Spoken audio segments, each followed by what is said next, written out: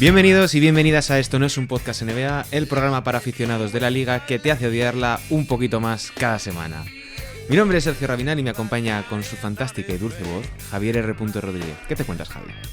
Nada, aquí sin problemas para grabar, como has comprobado. Efectivamente, claro, es que vosotros no lo sabéis, pero llevamos como 5 o 10 minutos intentando ponernos a grabar para que se nos escuche perfectamente. Bueno, perfectamente, o como se nos esté escuchando, pero sí, joder, mierda de programa, no sé. El otro día no dio ni un solo problema, yo ya he estado 5 minutos molestando, pero bueno. Me gusta que hayas cogido la introducción que nos pasaron por Twitter. Sí, es que, o sea, me gustó mucho, me parece bastante representativa y así, como ya hicimos con el de Kike en su momento, un trabajo menos que tengo que hacer. Fíjate que llevamos con este ya 15 episodios y siempre me viene a la mente buscando, a la hora de introducirte, un giro de tuerca como lo que hacen O'Connor y el otro en The Ringer. Y chico, no se me ocurre nada como lo de Kevin O'Connor, Kevin o Triple, o sea, ese tipo, no se me ocurre nada, por plagiarlo un poquito. No tengo ni idea de lo que me hablas porque me quiero y respeto mucho más de lo que parece que haces tú y a Kevin O'Connor no lo escucho ni con tus oídos, la verdad. ¿En serio? ¿Tan mal? O sea, a ver, dentro de todo lo que es ahora mismo Kevin O'Connor, vamos a ver, tampoco es... Tiene todavía algo de crédito. No te lo niego, pero lo siento mucho. Yo fui muy seguidor de él, porque parece que encima para lo que era a nivel de Celtics Blog escribía bien el chaval. Cuando se fue a The Ringer ya empezó a hacer cosas raras y ya cuando... me empezó a molestar cuando empezó a hacer el idiota con la guitarrita. Que chico, me da igual que toque la guitarra. Coincido. Cuando capitalizó la muerte de su padre me pareció lamentable. Lo siento, vale. Ya, hay cosas que no... Entiendo que hagas cosas por desahogarte, pero no las capitalices. Y ya, cuando empecé a subir los tweets, acudiendo a las conferencias del Elon Musk, dando likes a tuitillos racistillas y demás, fue de plan, Kevin, a pastar. Ah, no, Target de Boston. Eso fue cuando empezó a hablar de la NBA en general, A mí no me molesta. Es cuando se fue a California, curiosamente. Claro, quería volver a sus raíces. Se ha comprado un Cybertruck. O sea, está en pre-order de Cybertruck, para que te hagas una idea. Bueno, apaga y vámonos, ya está dicho todo. Bueno, después del éxito del episodio de la pasada semana, en este hemos querido pegarnos un tiro en el pie a nivel de visitas y hemos querido retornar sobre uno de nuestros clásicos ya de este podcast, que es la retrospectiva histórica de la propia historia de la NBA. Así que en este 15º episodio de Esto no es un podcast NBA, que comenzamos en diciembre, este serial que decía, voy a explicar rápidamente en qué consiste. Bueno, una vez al mes y medio, haremos un episodio dedicado a cada década de la historia de la NBA, pero lo haremos desde nuestro punto de vista, a nuestro rollo, a nuestra manera, tirando abajo los mitos, contrastando verdades y haciendo que se luzca que ambos somos graduados en historia. No sé si tú eres licenciado, pero yo sí que soy graduado. No, yo fui en la primera promoción del Plan Bolonia de este país. Ah, año 2008-9. No, 9. Uf. No vamos a entrar. Bueno, yo soy graduado, Javier es graduado y tenemos que hacer lucir que lo somos en la carrera de historia. Así que hoy le llega el turno a mi década favorita de la historia de la NBA y la peor tratada, los años 70. Empezamos. I mean, listen, we talking about practice. Not a game. We talking about practice. Did you call bank? I call game. They do have a timeout. Decide not to use it. Curry, way downtown. Bang! Oh, what a shot from Curry! That happens. Dragic misses the technical foul on Rasheed Wallace. He's gone.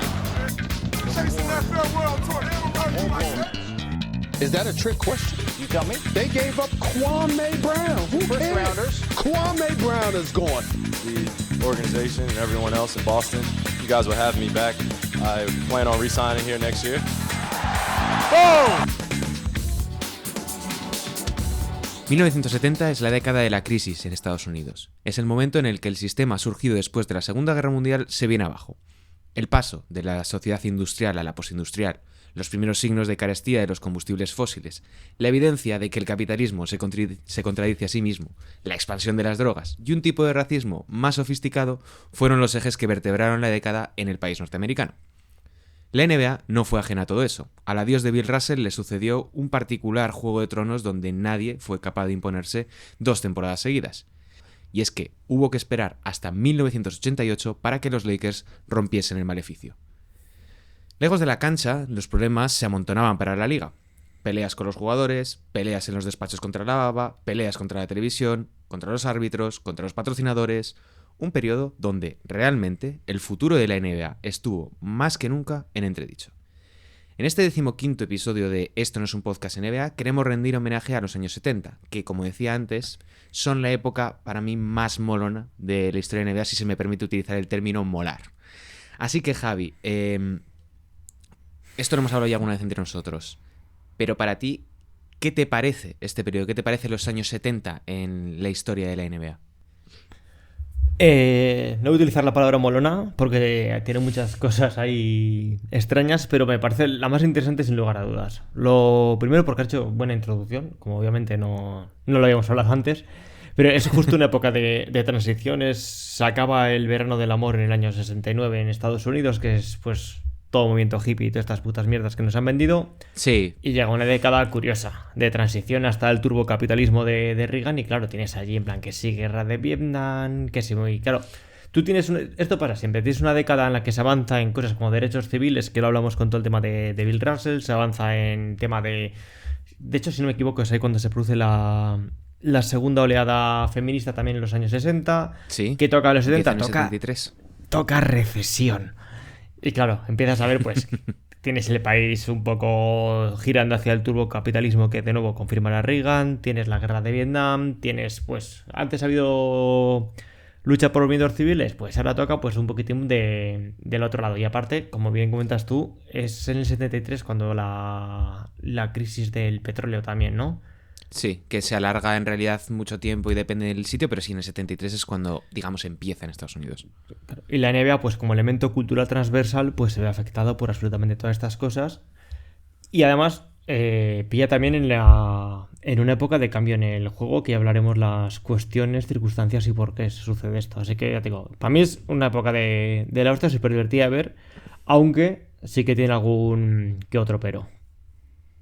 Yo fíjate que soy bastante transigente respecto a todas las épocas NBA, pero con los años 70 no sé qué tienen. No sé si es una cuestión estética de que los jugadores eran diferentes por un momento en el que estaban como despegando, rompiendo el cascarón de lo que iban a ser los años 80, o precisamente por eso, porque no había reglas y todo lo que se hacía era como nuevo y es constantemente novedoso, como puede ser la década de los 2010 que hemos terminado hace prácticamente nada de la NBA, en donde prácticamente todo el rato cualquier jugador era hiperrevolucionario y rompía los esquemas. Para mí los años 70 son un poquito de ese estilo.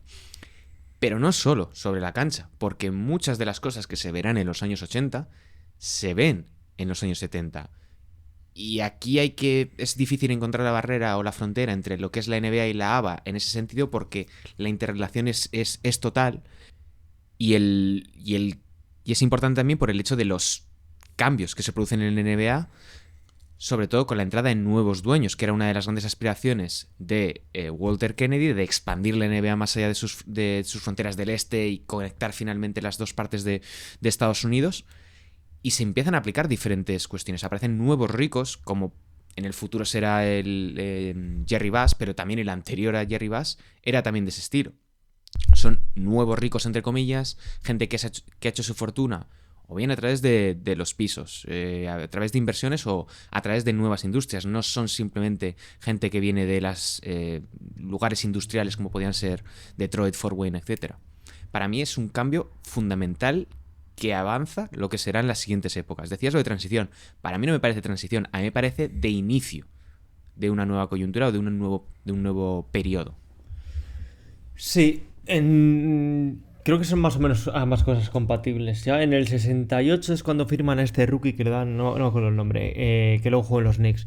Le dan un $250,000 por 3 años, que es más o menos el punto que dice, bueno chicos, esto ya no tenéis que trabajar de panaderos, ya esto es un deporte profesional. También es cuando empieza pues todo el acuerdo entre la ABC y la Liga, que comentaremos un poquito más adelante. Es decir, esto ya se convierte en un deporte profesional. Ya no estamos hablando de un espectáculo a mayores que tiene un dueño para cubrir fechas, como hablamos en uno de los primeros podcasts. Aquí ya estamos hablando de que el que se mete en la NBA sabe que esto tiene potencial de ser negocio. Encima lo pilla, es una época de crecimiento, y en lo que estaba siendo finales de 60 una época más o menos de cierta bonanza económica tras el final de la Segunda Guerra Mundial. Entiendo tu parte de por qué lo dices que es inicio, porque claro, todas estas bares se están fijando ahora. Yo suelo tenderlo más de transición porque está la ABA de por medio. Y es un elemento. Y para mí tienes una época de pico hacia la irrupción de lava, y luego tienes otro pico cuando se disuelve la lava, que es en el 76, si no me equivoco. 76, sí. Y claro, y durante ese medio tiempo, que son 4 o 5 años, para mí tienes, y aquí me vas a matar porque sé que eres intransigente con esta época de la NBA, tienes el peor baloncesto de la historia de la NBA. En mi punto de vista. En la NBA sí. No, en la NBA es absolutamente terrible. Claro.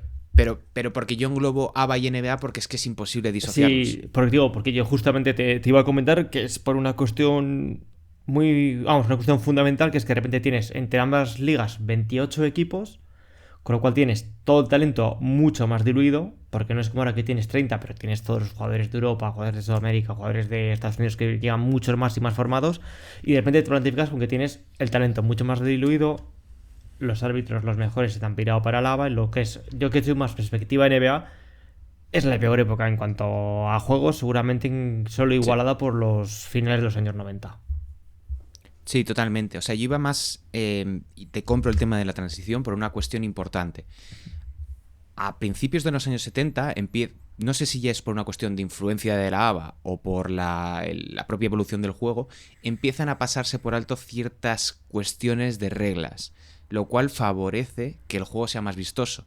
Esto lo hemos mencionado, creo que en el anterior episodio que hicimos de los años 60, cambian las reglas del palming, de hasta dónde tú podías poner la mano a la hora de botar el balón, y eso tiene un efecto absolutamente inmediato porque genera jugadores completamente diferentes. Eso permite a figuras como Earl Monroe, como Walt Frazier, poder crearse su propio tiro, poder romper sobre bote, y luego que un tipo de absoluto culto, si alguien puede investigar sobre él, que lo haga, que se llama Archie Clark, que no es que con el tema de movimientos es muy complicado, pero podría decirse que es quien inventa el crossover tal cual como lo conocemos, lo de romper a un jugador simplemente cambiándole de dirección, porque antes era imposible, porque la bola y la mano la tenías que poner, digamos, vertical al balón. Era imposible irte de nadie. De ahí las risas que hablábamos anteriormente, el tema de Bob Cousy, de Jerry West, etcétera, que es muy cómico desde nuestro presente, pero estaban limitados, estaban atados de pies y manos, por decirlo de alguna manera.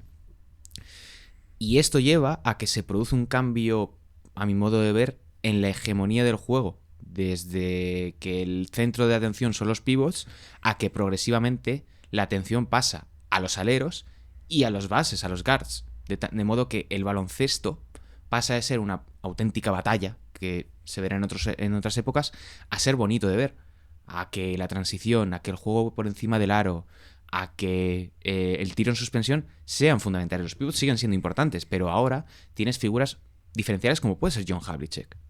Claro, si tú, por ejemplo, juegas a los Metroidvanias, que son típicos juegos de plataformas de 2D, en plan, yo qué sé, ejemplo claro puede ser el Hollow Knight, o incluso aunque juegues un juego de plataformas, como puede ser el Super Mario, el Mario Bros. De toda la vida, que solo puedes andar hacia adelante, hacia atrás, un elemento indispensable es el doble salto, porque te ponen el doble salto y no puedes avanzar. Si ya pasas a un contexto de 3 dimensiones, ya es como que se abre el mundo, ya no necesitas en plan... Bueno, había dos tipos de juegos en 3 dimensiones, los que priman la velocidad o los que priman el explorar. Eso era baloncesto antes de poder meter la mano por debajo del balón. En el momento que amplias el mundo, pues básicamente has pasado de un baloncesto en 2 dimensiones a un baloncesto en 3 dimensiones. La pista se abre mucho más porque ya puedes hacer lo que dices tú.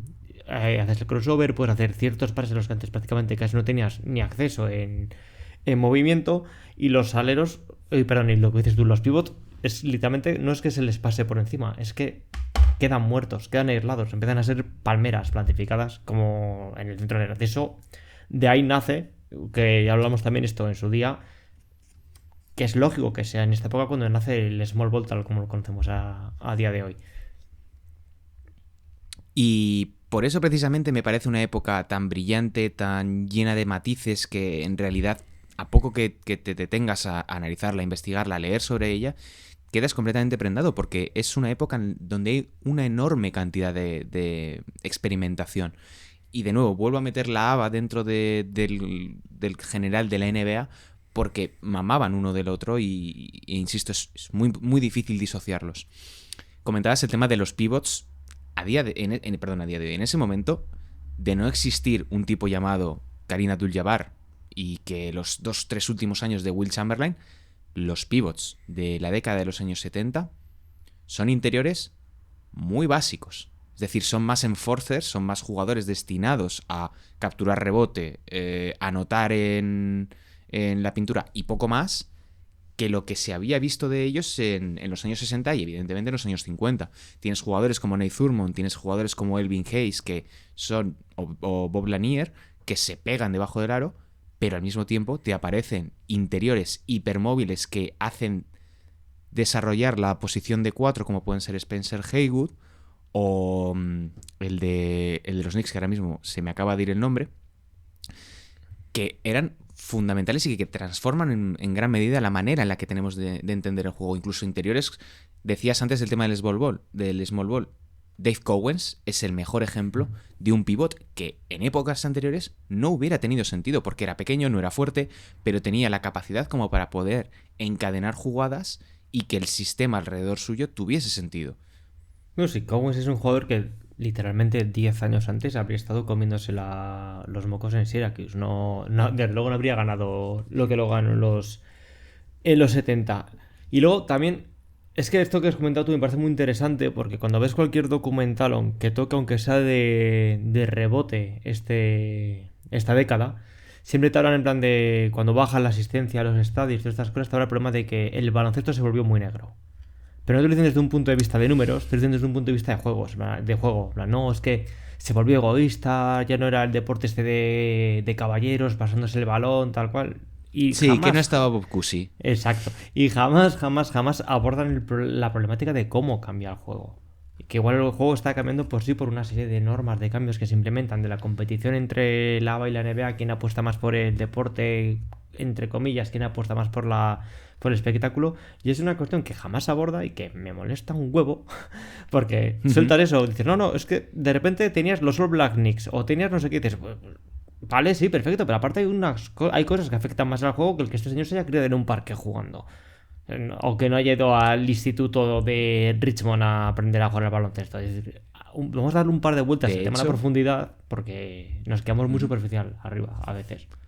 De hecho, para mí hay una relación directa entre la consideración de esta época como una de las peores de la NBA y la cuestión racial de entenderla que es una de las peores NBA precisamente por lo que estabas contando. Porque lo mal que se les veía a los Knicks, lo mal que se les veía a otros equipos como podían ser los Bullets, y luego equipos como Cleveland Cavaliers, que eso era un delito con patas a la hora de gestionar no solamente sus activos, sino por qué gestionaban sus activos de cierta manera, dices, esto tiene un sesgo claro y evidente, que es para mí lo que contrasta con sin ir más lejos, Kareem Abdul-Jabbar se va de Milwaukee no porque estuviese cansado del frío, sino por una cuestión de desarraigo con una ciudad que, si bien tiene que hacer un frío del copón, no le había acogido y no había ningún tipo de raíz cultural que sí podía encontrar en Los Ángeles, que es lo que hablábamos creo que en el anterior episodio cuando comentábamos el tema de pedir el traspaso. Sí, de hecho, mírate, he estado mirando datos sobre esto porque de nuevo es una cosa que me molesta mucho. Has pasado de una década de los 60 en la que cada equipo tenías 2 Ricks, 3 Dicks, 4 Toms y 5 Jones, a de repente te planificas en el año 79, que es cuando surge, que de nuevo es otra cosa que me molesta mucho. Perdón porque hoy soy señor gritando una nube que flipas.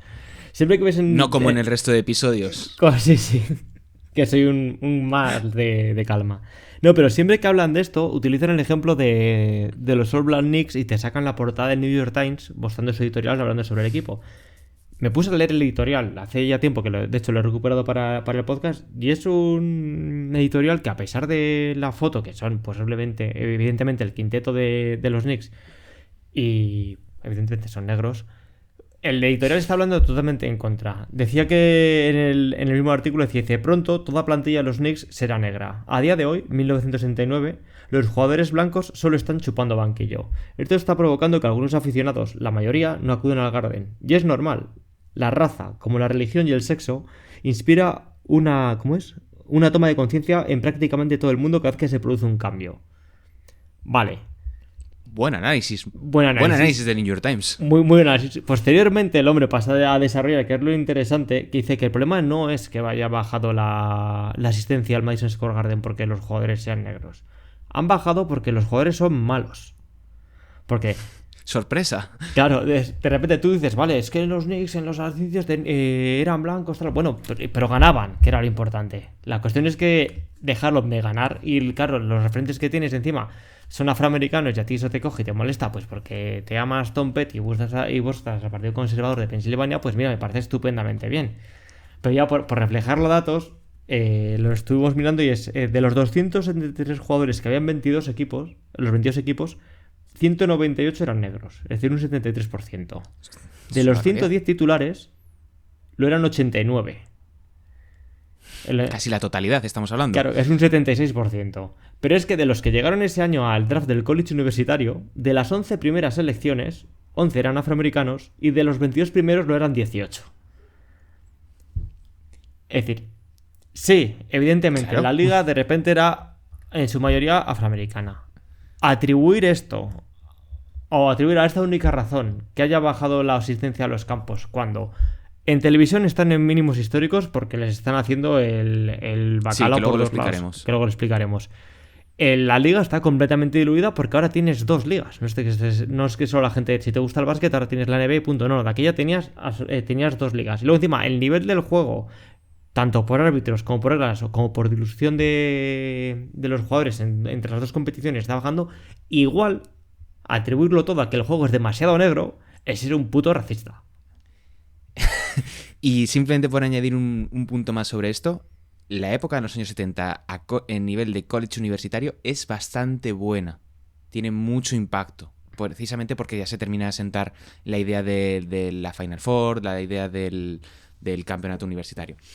Mira, paso de un tema a otro, o sea, me mantengo en este tema, pero dejo uno que teníamos anteriormente puesto en la escaleta para hablarlo luego.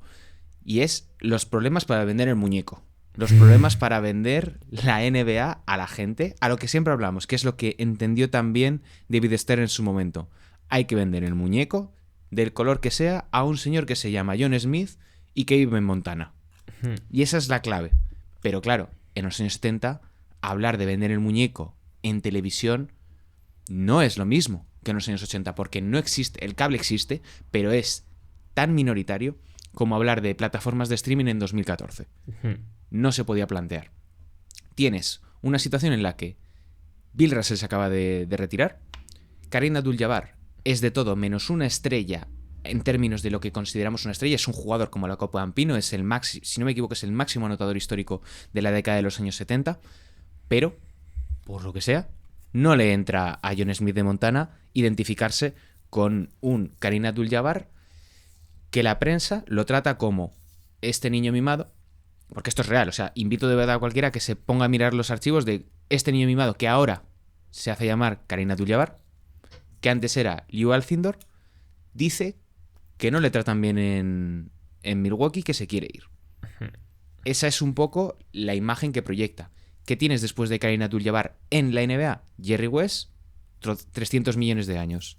Will Chamberlain, 300 millones de años. Y luego unos Knicks que, si bien ganaban, no eran vistosos. O sea, lo siento mucho, yo lo he visto, no eran vistosos esos Knicks. Salvo Walt Frazier en algunos momentos y The Butcher si tenía el día, no eran un equipo especialmente vistoso. Por tanto, al igual que los Celtics. Sí. No es una época que sea vistosa, al contrario de lo que sí que era en la ABA, porque eso era un caos y era fantasía pura. Tienes muchas complicaciones externas para que hagan que tu producto sea muy difícil de marketear. No sé qué otra palabra existe en castellano para referirse a esto. Vender muñeco. Estoy tremendamente enfadado contigo hasta el punto de casi no volver a grabar un podcast, porque la NBA sí que tenía una estrella perfecta para vender el muñeco, porque era divertido, era guapo y lo más importante, era blanco. El problema es que lo que no tenía era salud, que era Bill Walton. Claro. Pero dime también lo que dijiste cuando estábamos preparando el podcast. Dilo todo. No me acuerdo lo que dije, pero yo lo que tengo que decir, vale. Que era un hippie, dijiste que Claro, era un hippie comunista. Era un hippie comunista, lo tengo aquí, mira, tengo puesto inconvenientes, no tenía pies y era un hippie comunista en la época de la década de los 70. Estaba todo el día fumando sus porros y escuchando a Grateful Dead, pues claro, eso no cuadraba bien con la mentalidad de los años 70 en Estados Unidos.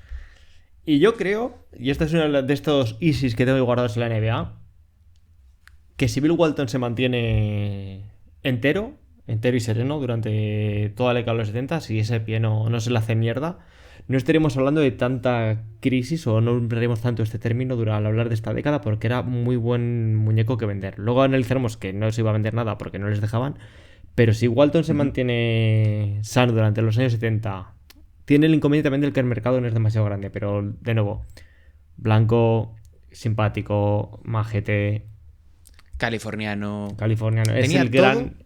Sí, es el gran problema de la NBA de los 70, que es la falta de estrellas. Sin estrellas no le vendes la liga a absolutamente a nadie. Mira, pues si quieres vamos a pasar a hablar del tema de la televisión, porque yo, fíjate que he escrito un libro al respecto y o no di con las fuentes o las pasé por alto, pero ahora mismo ya no me acuerdo. Así que, por favor, ilústranos un poco sobre el tema de la tele, que lo llevamos hablando, pasando por encima durante todo el episodio, y me parece realmente interesante porque te permite entender a nivel general todos los problemas con los que tenía que lidiar en ese momento ya Larry O'Brien a la hora de vender el muñeco. Sí, porque si hablamos de la profesionalización de la liga en los años 60, hay un actor que juega un rol importantísimo en esto, que es la ABC. La ABC firma el contrato con la NBA, es la que empieza a promocionar. La ABC era la cadena más importante de Sí, no es la cadena pública por excelencia, pero es de las 3 grandes que existen en Estados Unidos, es en abierto, llega a todo el mundo, etcétera. Pues total, ayuda a este impulso de la NBA, y la NBA, cuando se acaba el contrato en el año 72, decide ponerse chula. Decide que tiene todas las herramientas para posicionarse por encima de la NFL, que acaba de firmar un contrato el año anterior, y exigen su renovación a la ABC en lo que es un farol, un contrato a la par que el de la NFL, y que encima les impongan sus partidos entre que empiecen los partidos en emisión entre la 1 y las 2 de la tarde de los sábados. La ABC no puede hacer esto porque tiene el fútbol americano, pero el universitario, que de aquí pegaba tanto o más que el profesional. Y ya Auerbach les dice a los propietarios: igual os estáis columpiando, porque el señor que estaba al frente de la ABC, que es Rooney Aldrich, es un completo hijo de puta. Invito a todos a que reviséis su sección de Wikipedia porque es magnífico leer sobre este señor. Y de vosotros creéis que este señor se va a tomar bien este pulso, y dijeron: no, tranquilos, que es que tenemos a la espalda un contrato con la CBS y estamos aquí presionando por presionar. Estamos pidiendo el cielo porque si nos lo da, perfecto, pero si no nos lo da, tenemos el contrato con la CBS. Efectivamente, se van con la CBS, ABC no acepta, y nuestro amigo Rooney, para los amigos, hace la vida imposible a la NBA. ¿Qué digo con que hace la vida imposible a la NBA? Bueno, pues ese mismo año, cuando ya consigue no tenía mucho que hacer en su horario de estrella, porque el horario que pretendía la NBA ya estaba dominado por el Sí. fútbol universitario, pero es que encima redobla la apuesta y lo que hace es promocionarlo como un puto animal, el fútbol universitario de esta época. Me has querido joder, te voy a reventar. Sí, y lo revienta hasta el punto de que en solo 2 semanas la NBA pierde el 25% de su audiencia. Pasa a tener 10 puntos de ser a tener simplemente 8 puntitos de ser. La CBS viendo los resultados, dice: bueno, NBA, lo siento mucho, pero te voy a poner los domingos donde está más o menos siempre y ya te las apañes. Y dices: bueno, pues ya estará contento nuestro amigo Rooney. No. Rooney crea 2 programas deportivos es proceso para que compitan con la NBA el domingo. Monta un primer programa que se llama Wild World Sports, en plan, pues que hace un repaso pues de acontecimientos deportivos de todo el mundo. Un informe semanal. Un informe semanal, Sí. o un más deporte, como el que ven en el Plus de cuando tú eras muy joven, para acordarte, Sergio. Y por si acaso, Sí, lo siento. no contento con esto, después monta el típico programa de estos de mierdas, en plan rollo, el hombre más fuerte del mundo, que fue un bombazo en Estados Unidos. Es verdad. Pues esto se lo monta este señor para Hostia, cargarse la NBA. Se cargó la NBA. Se cargó Correcto. este señor la NBA. Pero es que no contento con eso, dice, plan, ya está la NBA, la ha dejado un 8% de ser, la CB se está planteándose si quiere echar los partidos en diferido, monta otro programa más, ya en plan de cosas pseudodeportivas, en plan te saca una entrevista a Pelé y estas cosas, que convierta a la NBA en la cuarta opción deportiva del fin de semana. ¿Cómo destrozar una liga deportiva en 5 sencillos Y claro, pasos? y aquí llegamos Un hasta el ensayo. punto de que luego encima la NBA también tiene la mala suerte que las últimas 2 finales de la década son un puto coñazo, porque son entre Bullets y Sonics, que si no me equivoco... Son un coñazo porque los equipos son una mierda, pero son un gusto de ver. Son los Sonics y los Bullets. Da gusto verlos. Vale, pues ya vale. Se junta con esto y dices, vale, ya está. Porque dicen, no, es que me metían los partidos en diferido. Vale, el medio en diferido 1. Hemos hablado en plan de la crisis de estrellas en la NBA. Pero luego tienes que juntar que los Sonics y los Bullets, que tanto le gustan aquí a nuestro amigo Maño, Sergio Rabinal, no tenía ni una puta estrella. De hecho, me he puesto a mirar durante estos días. No recuerdo unas finales del NBA sin una sola estrella en pista. Salvo estas. Son las finales más sosas a nivel de estrella. De hecho, son jugadores que si te los aprendes, sacas el hoops grid siempre moradito. Y luego, de hecho, con todos estos problemas de la televisión, es que estas finales se prolongaron durante 16 días. Para ajustarle a los calendarios televisivos de la CBS. 16 días de finales entre 2 equipos que no le importan a nadie sin estrellas. ¿Cómo no se va a ir a la mierda al muñeco? Me gusta. Mira, para cambiar un poco y reivindicar que esta es una época positiva a pesar de todo de lo que ocurre en cancha, esta es la época más abierta a nivel competitivo. Eso es esto que históricamente ha trascendido en la NBA como que es un problema a evitar, que a día de hoy estamos viendo que es todo lo contrario, que la apertura lo que hace es que, bueno, no hay dinastías, pero te permite que constantemente hay algo nuevo. Quizá la NBA fue un poco más adelantada al capitalismo de lo que nos gustaría reconocer, pero nadie repite épocas. Surgen fuerzas nuevas, como decía antes, los Sonics, que son equipos de nueva creación prácticamente, los Bullets, incluso los Bulls en cierta medida, los Phoenix Suns llegan a unas finales contra los Celtics. Y al mismo tiempo tienes franquicias históricas que o bien finalmente consiguen ganar, como es el caso de los Lakers en Los Ángeles en el año 72, o los Knicks y los Celtics que ya se reafirman. Los Knicks y los Celtics son los 2 equipos dominadores de la década de los años 70, y si me apuras con los Sonics y los Bullets porque al final acaban marcando un poco la diferencia en la época final. Pero tienes, Portland Trail Blazers gana su primer y único anillo hasta la fecha. Los Bucks, hasta que ganaron en 2021, en el 71, fue su primer y único campeonato conseguido. Tienes también a finalistas como los Sixers, que llegan por primera vez después de haber pasado de Chamberlain. Tienes un montón de equipos, un montón de caras, un montón de novedades que reafirman la buena salud que tiene la liga porque constantemente se está regenerando. Y en ese sentido yo creo que es muy positiva porque permite entrar o permite dar lugar a jugadores que marcarán época o que ayudarán a que otros emerjan, como pueden ser el caso de Calvin Murphy, que era un anotador del copón en los Rockets, Jojo White de los Celtics, que para quien le llame la atención, creo que, si no lo estoy diciendo de memoria, pero creo que es el 4º o el 5º máximo anotador de la década. Estamos hablando de un base. Y luego un jugador completamente desconocido que es Lou Hudson, que, de nuevo, a nivel de anotador, de lo mejor que te podías encontrar en las posiciones de 1 y 2 dentro de esta época de la NBA. Pero de nuevo, ¿problemas para vender el muñeco? ¿Por qué? Y lo íbamos hablando durante todo el episodio. La ABA. Yo creo que a estas alturas, si alguien nos está escuchando, todo el mundo sabe lo que es la ABA. La ABA es la liga rival de la NBA que surge a mediados de los años 60, que busca rivalizar, pero cuyo único objetivo en realidad es fusionarse con la NBA. No consiguen llegar a 2 primeros acuerdos de fusión, y después se generan 2 litigios paralelos.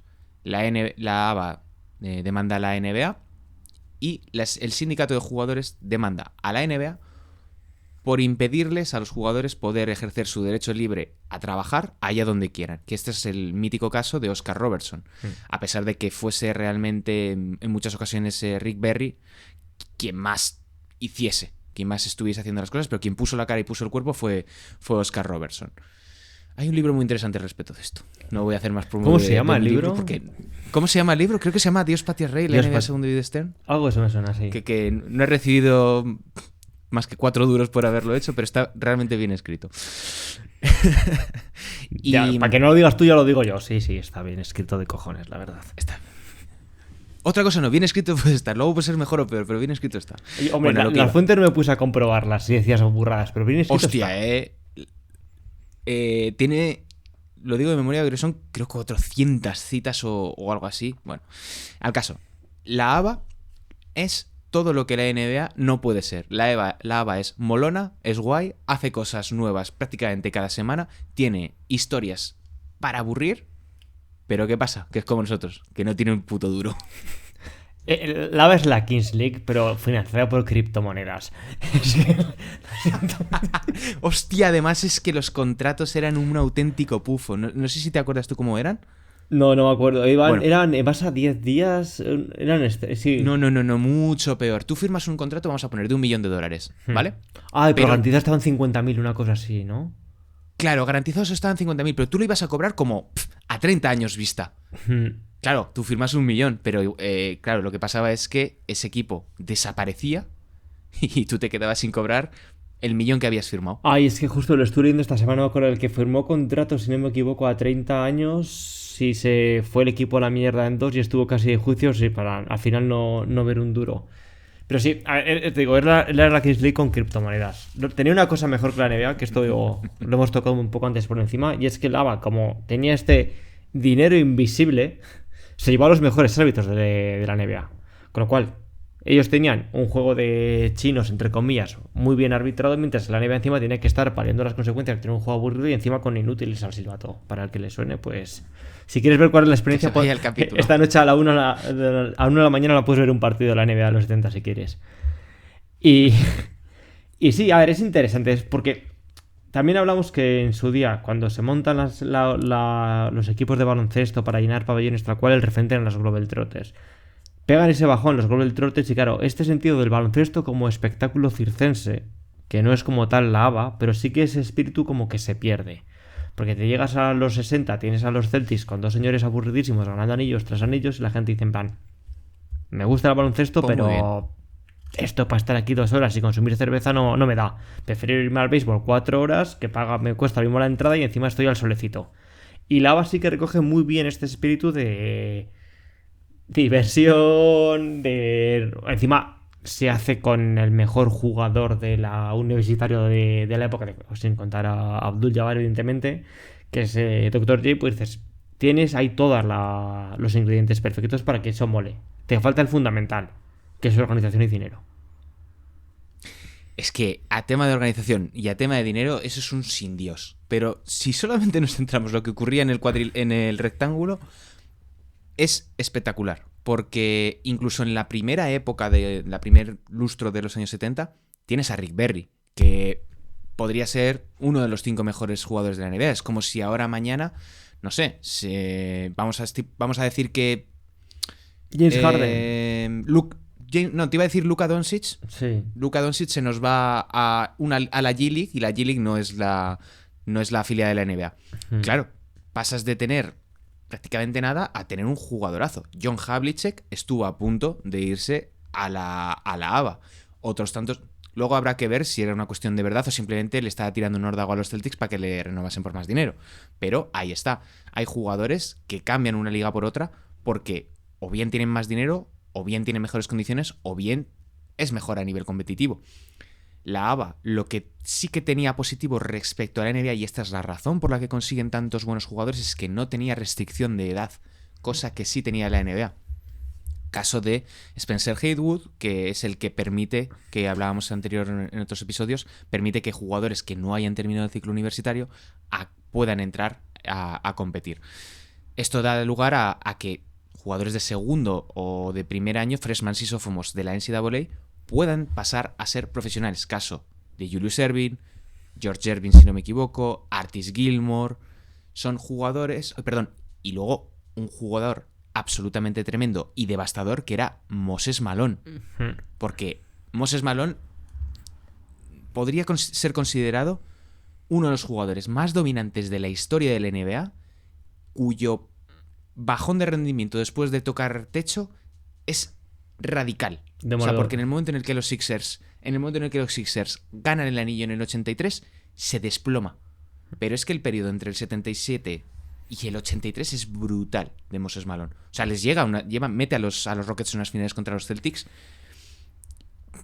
siendo un jugador que, si te acuerdas de cómo lo describía Bill Simmons en el libro de The Book of Basketball, prácticamente no sabe hacer la O con un canuto. Sí, de hecho me estuve leyendo algunos cachos para este podcast y luego es paradigmático porque a cualquier persona que más o menos le haya interesado la historia de NBA y siempre se hace el típico debate de ¿cuáles son los jugadores más infravalorados para ti de toda la historia? Es imposible que hagas una lista de 10 sin que te salgan 5 de esta lista. Para mí los jugadores más infravalorados de la historia, los dos más claros son Moses Malone y John Havlicek y son protagonistas absolutos de esta década. Esa es mi opinión, pero es que tú búscate los que tú quieras y te va a salir el típico Rick Barry, te va a salir el típico, Pete Maravich, siempre te va a salir alguien de esta época porque es donde menos está puesto el foco sobre el baloncesto. Y luego, otro de los grandes protagonistas de esta década que has mencionado tú es Highwood. Porque es precedente de muchas cosas. Porque también luego también fue para mí paradigmático de otra cosa relevante de esta década, que es lo que llamaba justamente, lo que ha hecho referencia a Bill Simmons en su libro, el Too Rich, Too Young, Too Responsibilities.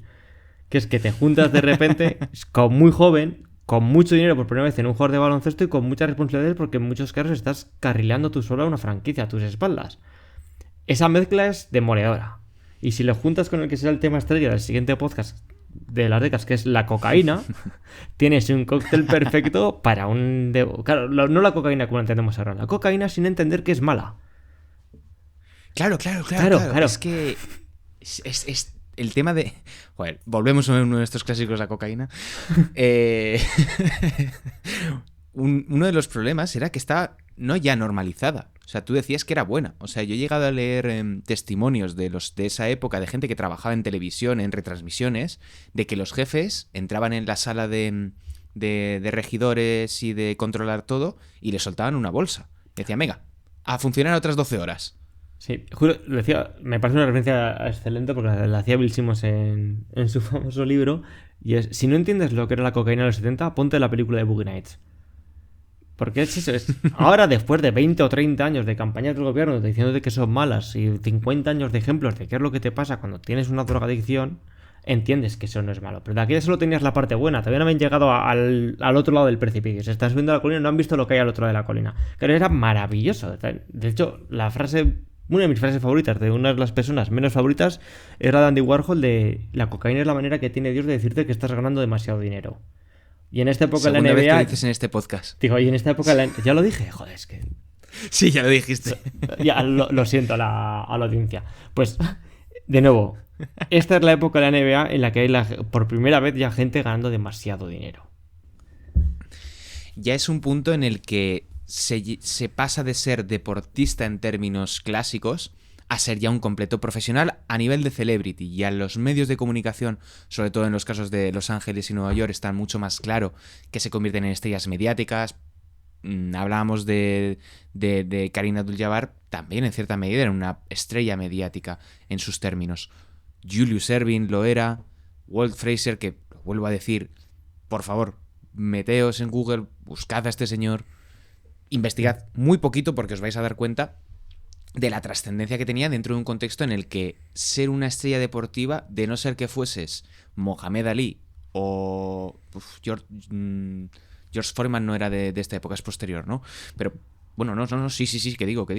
Bueno, a no ser que fueses una estrella completa y absoluta del nivel de trascender el propio deporte, no te conocía nadie, pero sí que estabas dentro del mundo del faranduleo. Y ese es el punto central que cambia el paradigma de esta época dentro de la NBA, porque pasas de ser deporte a ser espectáculo. Hay mucho más que se rodea. Ahí sí que te compro lo que decías al principio de que es un momento de transición. Y lo hemos dicho durante todo el episodio. Para mí, Julius Erving, que es el jugador más importante de esta época junto a Kareem Abdul-Jabbar, es al mismo tiempo el más infravalorado por todo lo que aporta al juego, por su carisma, por cómo revoluciona la posición de alero hasta el punto de que hace olvidar lo que había sido el Jim Baylor en la anterior época y se convierte durante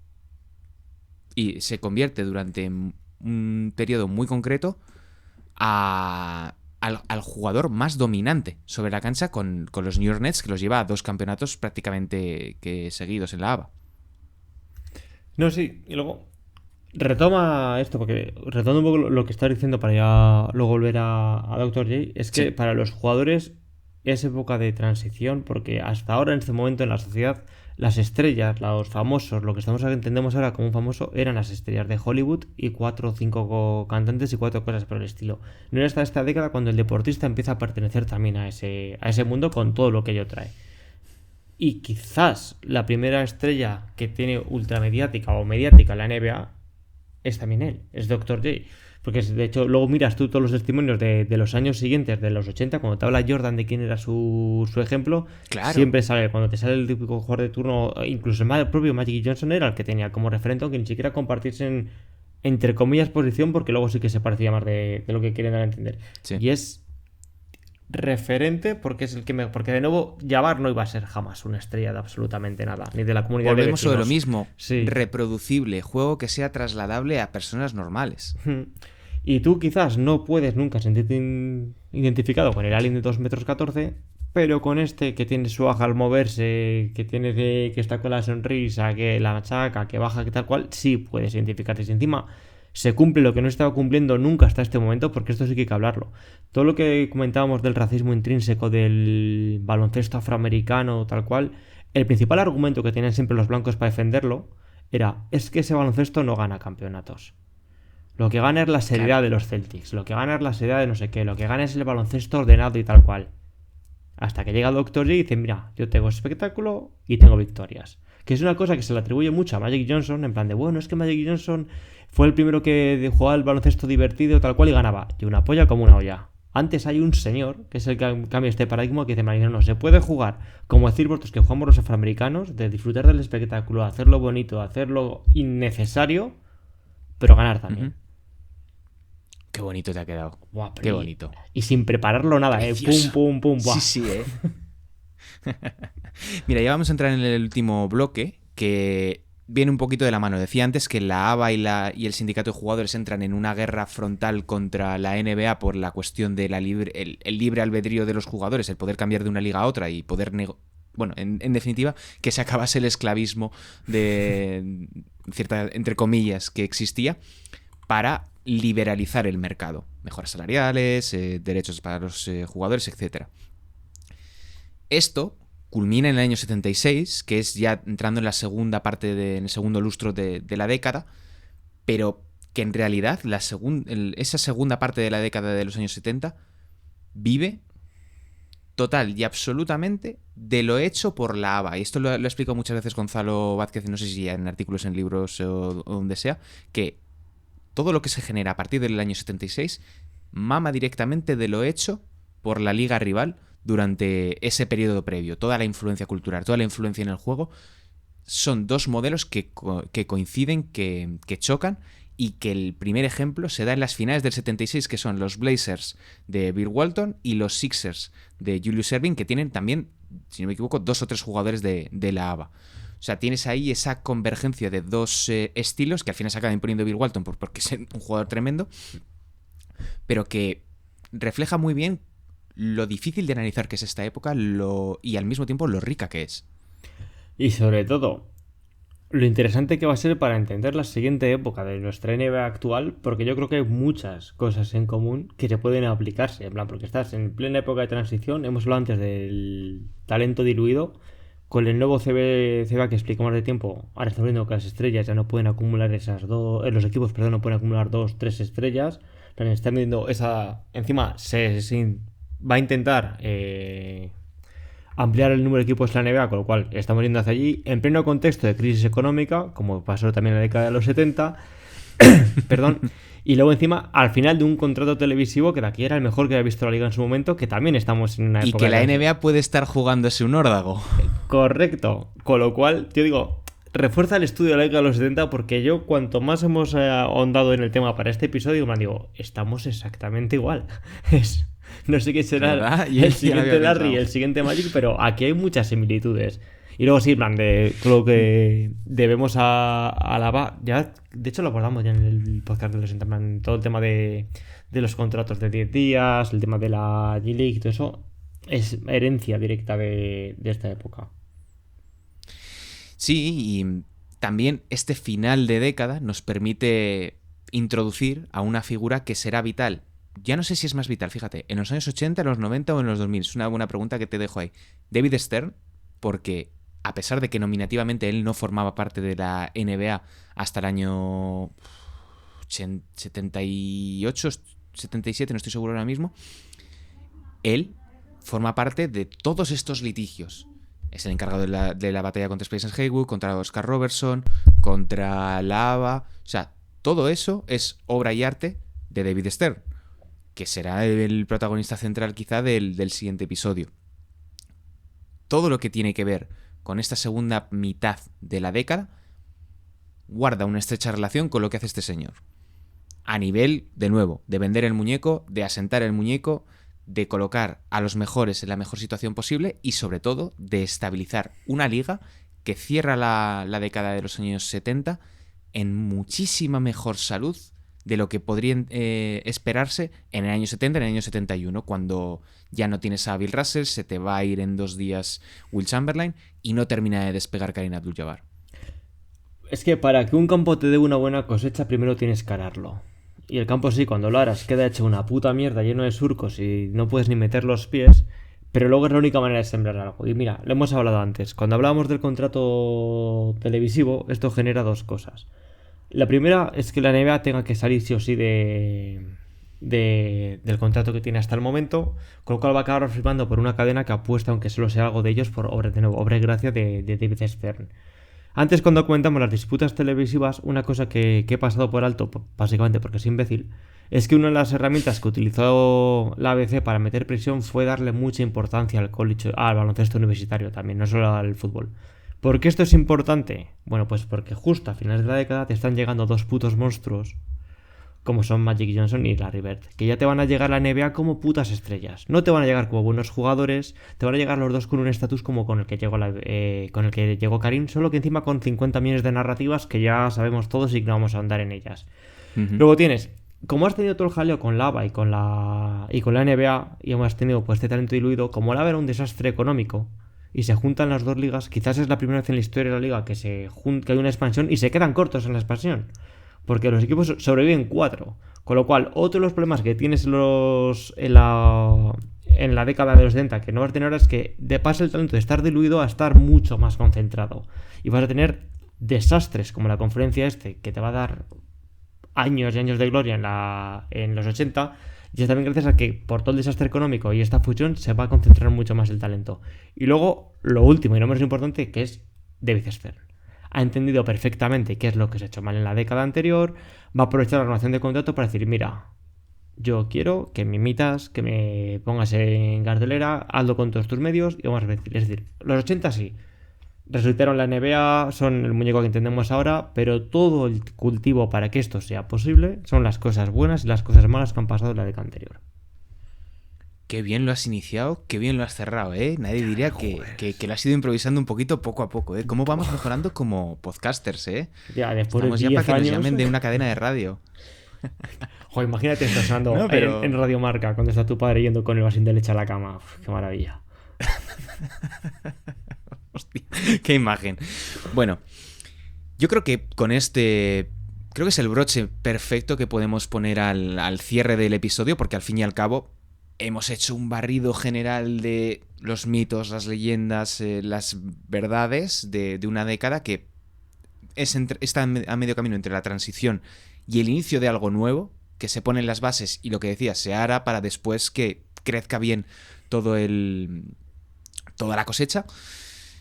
Y llegamos ya y lo ponemos ya a punto de caramelo para que a finales de febrero, empecemos con lo que le encanta a los señores de 50 años, casi 60, Larry Bird y Magic Johnson. Que si tú no lo sabes, porque tú esto no lo sabes, pero es que ellos dos inventaron el baloncesto. Claro, es que tú... Buah, menudo paralelismo. Es que no sé ni siquiera si decirlo, la barbaridad que estoy pensando. Esto se puede cortar, Javier. Vale, perfecto. Claro, si no lo reto. Esto si no lo corto. La transición fue en los 70 al igual que en España, vemos que se han sentado las bases para un régimen que es el régimen del 78, y claro, luego llegan Larry Bird y Magic Johnson, que son el Alfonso Guerra y el Felipe González de la NBA, que es algo que ya solo gusta y que defiende gente de hace 50 años. Esto no lo voy a cortar, esto tiene que salir. Y de hecho ya tenemos nombre para el episodio de los años 80. Los 80 son Alfonso Guerra y Felipe González. Perfecto. Pues me ha gustado mucho este episodio. Asumo que a los que están también en el otro lado les habrá encantado que les hayamos metido esta chapa histórica y en clave retrospectiva. Creemos que es importante salir a veces de la actualidad o salir un poquito de nuestra dinámica de señores mayores gritando en la nube para ser señores mayores hablando bien a las nubes. Exacto. A ver, ¿qué hemos dejado en el tintero? 40 kilos a Doc Rivers, Terry Rozier a los Miami Heat. Mira, me sentiría mucho más culpable si tengo que estar media hora quejándome de esas cosas. Para eso ya tenemos Twitter, así aquí entramos en cosas que nos gustan. Así que, sin más dilación, nos despedimos aquí en Esto no es un podcast NBA, en este 15º episodio. Sergio Rabinel y Javier R. Rodríguez. Hasta la próxima. Un saludo.